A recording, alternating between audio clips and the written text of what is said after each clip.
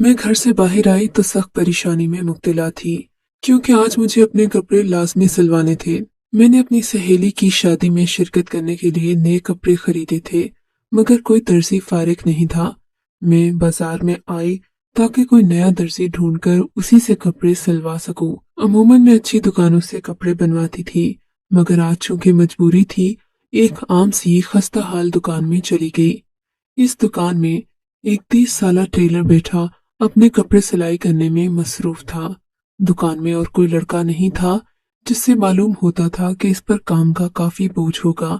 मुझे उम्मीद तो कोई नहीं थी, मगर बात करने में हर्जी क्या है, यही सोचकर मैंने उसे सलाम किया। उसने सलाम का जवाब दिया और मुझे यूं देखने लगा जैसे मैंने उसकी दुकान में आकर कोई गलती की हो। भाई साहब, क्या एक दिन में मेरे कपड़े सिल जाएंगे? मैंने कपड़ों वाला शॉपर उसके काउंटर पर रखते हुए कहा। जी मसला नहीं, आप कल सुबह आकर ले जाइएगा। उसने इत्मीनान से जवाब दिया। अच्छा, वाकई मैं खुश हो गई। मैं आपको ज्यादा सिलाई दे दूंगी। मैं उसकी ममनून हो रही थी। नहीं, इसकी कोई जरूरत नहीं। आइए, मैं आपका नाप ले लूं। बस आपके लिए कपड़े कल सिल जाएंगे। मैं उसकी बात पर चौंक गई। मैंने तो कभी किसी मर्द दर्जी को अपना नाप नहीं दिया था। मैं भला उसे कैसे नाप दे सकती थी? मैंने कहा, मैं नाप तो नहीं दे सकती। मेरे नाप वाले कपड़े हैं। मैं दर्जी के साथ घर वापस जाती हूँ। 1 घंटे में तुम्हें लाकर वो कपड़े दे दूंगी। तुम उन्हीं नाप के कपड़ों पर मेरा नया जोड़ा बनाना। उसने कहा, ठीक है। मैं गाड़ी में बैठी और घर आ गई। फटाफट अपने कपड़े ढूंढे और इसी तरह वापस जाकर दर्जी को दे आई। दर्जी मेरे कपड़े लेकर खुश हो गया। बोला, बस अब सही नाप मिल गया है। मैं जल्द ही आपके कपड़े तैयार कर दूंगा। आप सुबह 10 बजे आकर ले जाइएगा। उसके बाद पर मैं खुशी खुशी घर आ गई। रात भर में अपनी दोस्तों से बात करती रही। सुबह मुझे वैसे भी लेट उठना था। 12 बजे मेरी आंख खुली। शादी तकरीबन 4-5 बजे शुरू होना थी। मैंने हाथ मुंह धोकर ड्राइवर की दुकान का रुख किया। दुकान पर पहुंची तो ये जानकर मेरी हैरत की इंतहा न रही कि दर्जी ने इंतहाई खूबसूरत कपड़े सिलाई कर रखे थे। उनमें किसी किस्म की कोई कमी बाकी नहीं थी, बल्कि उसने तो और भी सजावट कर रखी थी, जिससे मेरे कपड़े की खूबसूरती दुगनी हो गई। मैंने उसे ज्यादा सिलाई दी और खुशी खुशी कपड़े लेकर घर आ गई। अपनी सहेली की शादी में मैंने शिरकत की। ये कपड़े पहने तो सभी ने तारीफ की। मुझे बहुत खुशी हुई। दिल में सोच लिया कि आइंदा सभी कपड़े इसी दर्जी से बनवाऊंगी। अगले दिन मैं शॉपिंग करके मॉल से निकली तो मुझे याद आया, मेरे नाप वाले कपड़े तो उसी दर्जी के पास रह गए। मैं उसकी दुकान में गई। उससे उससे कहा कि आपने कपड़े तो बहुत अच्छे सिलाई किए, मगर मेरे नाप वाले कपड़े अपने पास रख लिए। आप मुझे वो वापस कर दें। वो इधर उधर ढूंढने लगा। सारी दुकान ढूंढ ली, मगर उसे कहीं कपड़े न मिले। बोला, लगता है कि मैं आपके कपड़े घर ले गया हूँ। ऐसा कीजिएगा कि आप फिर किसी दिन आ जाइएगा। मैं आपको वो कपड़े वापस कर दूंगा। उसने इस अंदाज में माजरत की कि मैं कुछ बोल नहीं सकी। अब मैं उसे देखती तो लगता जैसे वो मुझसे नजरें चुराता है। उसकी ये बात मेरे दिल को अच्छी लगती। मुझे न जाने क्यों अब वो अच्छा लगने लगा था। उस दिन मैं घर आई। अम्मी ने पूछा कहाँ गई थी। मैंने उन्हें दर्जी वाली बात बता दी। कहते हैं, इंसान को जब कोई अच्छा लगता है तो वो बार बार उसी का जिक्र करता है। मेरी बात सुनकर अम्मी को भी मालूम हो गया कि मेरे नाप वाले कपड़े दर्जी के पास रह गए हैं। मैं तो इस बात को भूल जाती, पर अम्मा ने मुझे कहा पर अम्मा ने मुझे कहा, बेटी, औरतों के कपड़े यूं किसी के पास रहें ये अच्छी बात नहीं। किसी को भेजकर अपने नाप वाले कपड़े लाजमी मंगवा लेना। अम्मा की बात पर अमल करने की बजाय मैं खुद ही उसकी दुकान पर पहुंच गई। हालांकि मैं ड्राइवर को भी भेज सकती थी। खुदा जाने कि उसमें क्या कशिश थी कि मैं उसकी दुकान की तरफ खिंची चली जाती। मुझे तो ये भी याद नहीं रहा कि मैं एक अमीर घराने की इकलौती बेटी हूँ और एक मामूली से दर्जी के आगे पीछे घूम रही हूँ। खैर, मैं उसकी दुकान में दाखिल हुई। आज एक अजीब सी फिजा उस दुकान में कायम थी। एक बूढ़ा आदमी उसके साथ बैठा हुआ था। जैसे ही मैं दुकान में दाखिल हुई, बूढ़े आदमी ने मुझे गौर से देखा, जैसे वो मुझे कई सालों से जानता हो। मैं उसे पहचान नहीं सकी, न ही मैं उसे जानती थी, मगर उसकी आंखों में शनासाई सी थी। खैर, बूढ़े को नजरअंदाज करके मैंने दर्जी को सलाम किया। वसीम ने जवाब दिया और मैं इतनी हसीन हूँ, इसे मुझे देखने की क्या जरा भी तमन्ना नहीं। मैंने दिल में सोचा और उससे बातें करने लगी। तब उसने बड़ी मुआज़रत के साथ मुझे बताया कि मेरी कमीज जो कि नाप के साथ थी वो गुम हो गई है। अलबत्ता मैं पजामा वगैरह ले जा सकती हूँ। उसने एक शॉपर में बंद कपड़े मेरी तरफ बढ़ाए। कपड़े लेकर मैं दुकान से बाहर आ गई। मुझे अजीब सी घुटन महसूस हो रही थी। घर आकर मैंने वो कपड़े साइड पर रख दिए। अम्मा से बातें करते करते रात हो गई। पता ही नहीं चला कब हम सो गए। सुबह सुबह शाजिया मेरे कमरे में आई। वो हर इतवार को हमारे कपड़े धोती थी। मैंने उसे वो शॉपर पकड़ाया। उसने पजामा निकाल कर देखा तो बोली, बाजी, इसमें तो इतने बड़े बड़े सुराख हो गए हैं, ये मैं धोकर क्या करूंगी। उसकी बात पर मैंने पजामा देखा तो उसमें वाकई जगह जगह सुराख थे, और सुराख भी ऐसे जैसे खुद कैंची से काटे गए हों, बल्कि उनमें बराबर, मतलब ये किसी जानवर या चूहे के काटने के नहीं, बल्कि किसी ने सोच समझकर काटे थे। मुझे बहुत हैरत हुई। इतना माहिर दर्जी इतनी बड़ी गलती कैसे कर सकता है। खैर, अब तो मुझे दुकान पर जाने का एक और बहाना मिल गया था। उस दिन मैंने सोचा कि मैं जाकर दर्जी से इस बारे में पूछूं, मगर फिर सोचा यूं तो उसे भी मालूम हो जाएगा कि मैं उससे मिलने के बहाने ढूंढती हूँ। ऐसा करती हूँ कि कोई नया जोड़ा खरीदती हूँ, फिर वो सिलवाने उसकी दुकान पर जाऊंगी। इसी बहाने उसे भी देख आऊंगी कि आखिर वो मुझे देखता क्यों नहीं। मैंने इसी वजह से दुकान से जाकर नए जोड़े लिए और बनवाने की गर्ज से दर्जी की दुकान में चली गई। वसीम आज भी उसी तरह नजरें झुकाए बैठा था। मैंने काउंटर पर कपड़े रखे। उसने बिना मुझे देखे कपड़े साइड पर रख दिए। मैंने कहा, तुम क्यों मेरे कपड़े सिलाई नहीं कर सकते? इसके लिए तुम्हें मैं कुछ बताना चाहती हूँ। उसने कहा, इसके लिए तुम्हें मैं कुछ बताना चाहती हूँ।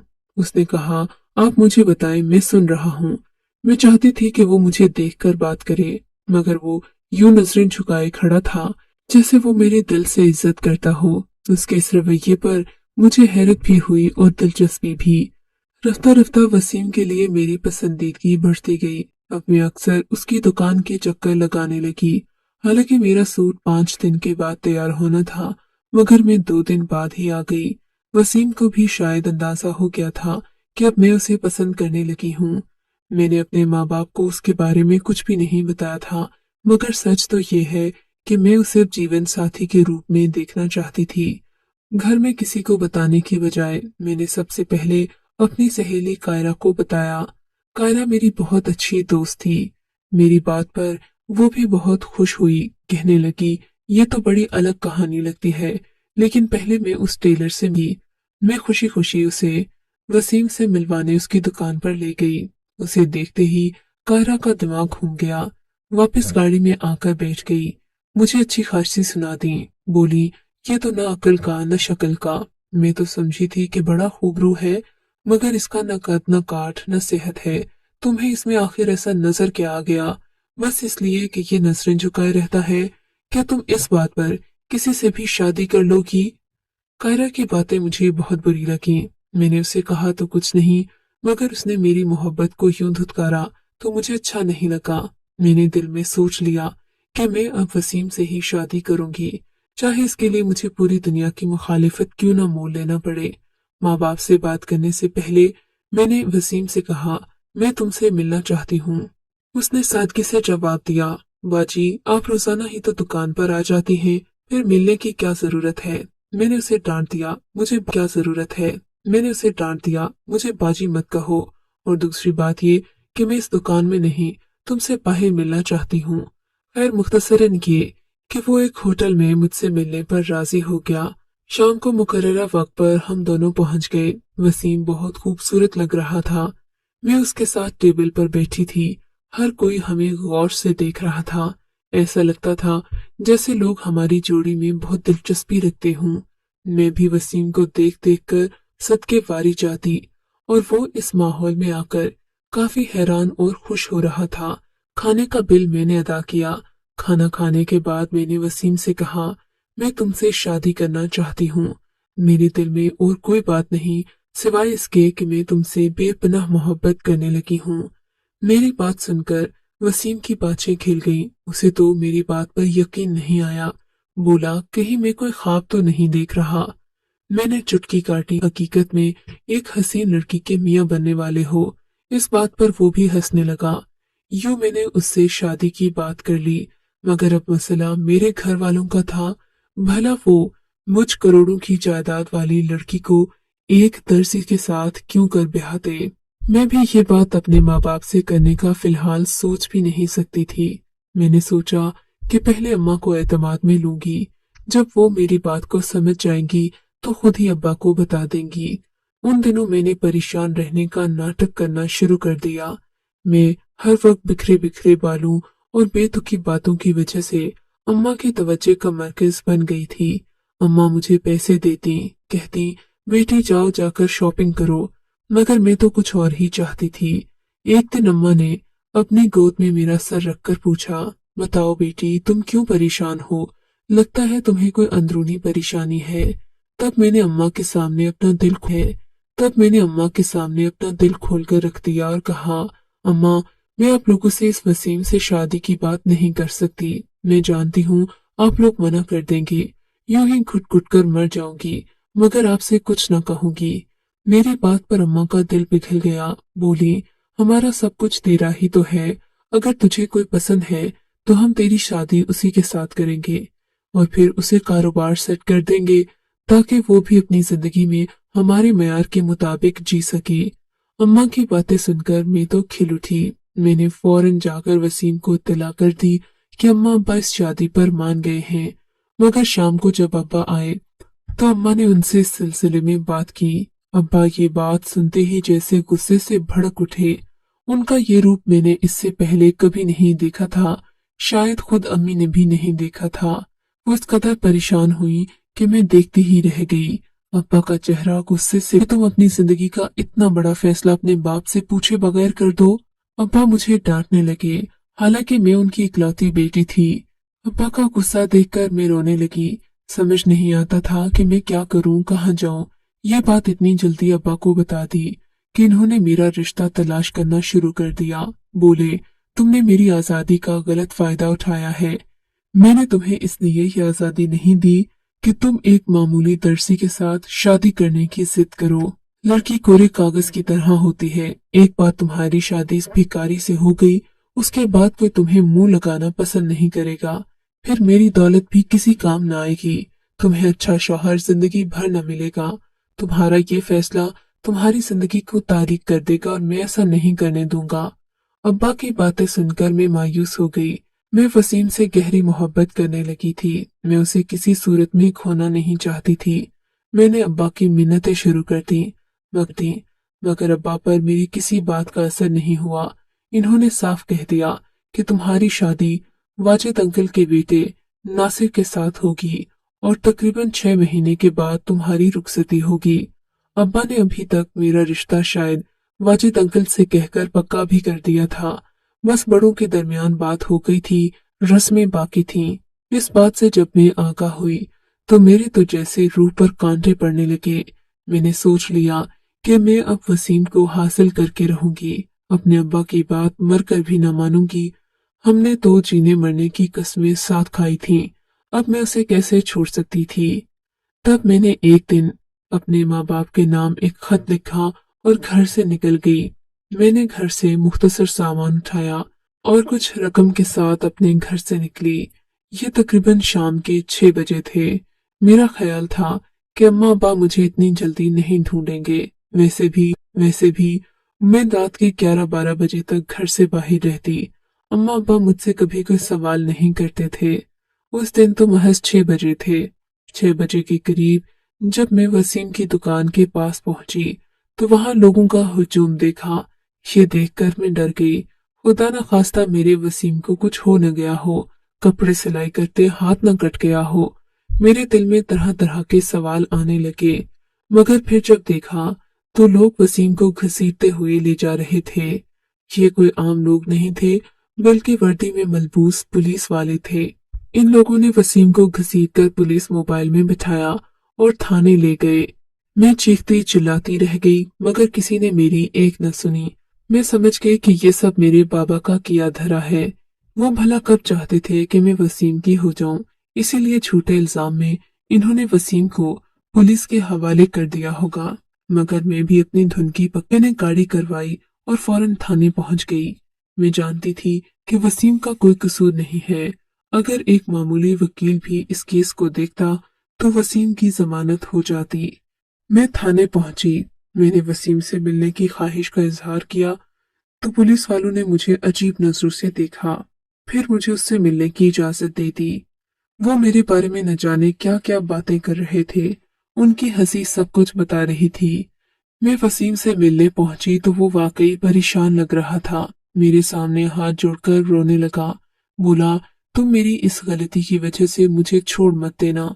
खुदा जाने मैंने किया क्या है ये तो मुझे भी नहीं मालूम। किसी दुकानदार ने मुझ पर चोरी का इल्जाम लगाया है। मैंने तो आज तक चोरी नहीं की। अब तुम ही बताओ, मैं किसी का क्या चोरी करूंगा, मेरी तो अपनी दुकान है। मैंने वसीम को तसल्ली दी। वसीम, तुम फिक्र न करो, ये सब मेरे अब्बा की वजह से हुआ है। मैंने कहा मैंने कहा मैं तुम्हें जल्द यहाँ से रिहाई दिलवा दूंगी। मैंने वसीम से ढेर सारी बातें की। जब वो मुतमईन हो गया, मुझे भी उम्मीद हो गई, तो मैं वहां से निकल आई। आते हुए मेरी नजर एक लेडी कांस्टेबल पर पड़ी जो मुझे गहरी नजरों से देख रही थी। मुझे लगा वो मुझ में दिलचस्पी रखती है, तभी उसके करीब चली गई। उससे वसीम का ख्याल रखने का कहा। तब मेरी बात पर वो हंसने लगी। बेबी, तुम पागल हो गई हो क्या? मेरी बात पर उस औरत ने हंसते हुए कहा, क्यों, इसमें पागल वाली क्या बात है? मैं इस लड़के को पसंद करती हूँ, हमारी शादी होने वाली है, और तुम कहती हो कि मैं पागल हूँ, इसका ख्याल भी न रखूं? हाँ, सही ही तो कह रही हूँ, लेडी कांस्टेबल ने कहा। तुम ख्याल नहीं रखोगी तो क्या? इसके पीछे तो 10 अमीर साथियां तुम जैसी और पागल हैं।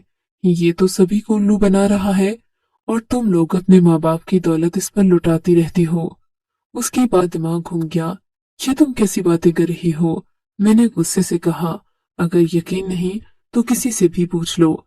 तुम्हारा ये लड़का जो हीरो बना फिरता है, ये लड़कियों पर जादू करवाता है और फिर उन्हें अपने दाम में फांसकर उनकी दौलत लूटता है।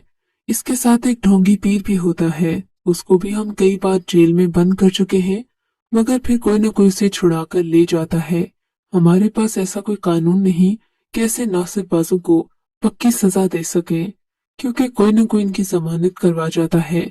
मगर तुम खुदा के लिए होश के नाखून लो, क्यों इस निकम्मे लड़के के पीछे पड़ी हो? ये तो अपना नहीं खा सकता, अपनी माँ की पेंशन पर गुजारा करता है, दिन भर अपनी दुकान में याशी करता है, अपने दोस्तों को बुलाता है, जो कमाता है वहीं लुटा देता है। तुम्हें क्या खिलाएगा? लेडी कांस्टेबल की बात सुनकर मेरा तो दिमाग हिल गया। सोच नहीं सकती थी कि वसीम इससे पहले थाने की हवा खा चुका है, मगर उस औरत की बात पर मैं क्यों कर यकीन करती। मैंने अपनी तरफ से वकील भी किया, उसको रुपए दिए और कहा कि वो वसीम का केस लड़े। मेरे पास अभी तक अब्बा के दिए हुए पैसे बहुत थे। मैं इन दिनों एक हॉस्टल में रह रही थी। मेरे दिल में यही ख्याल था कि ये सब मेरे अब्बा ने किया है।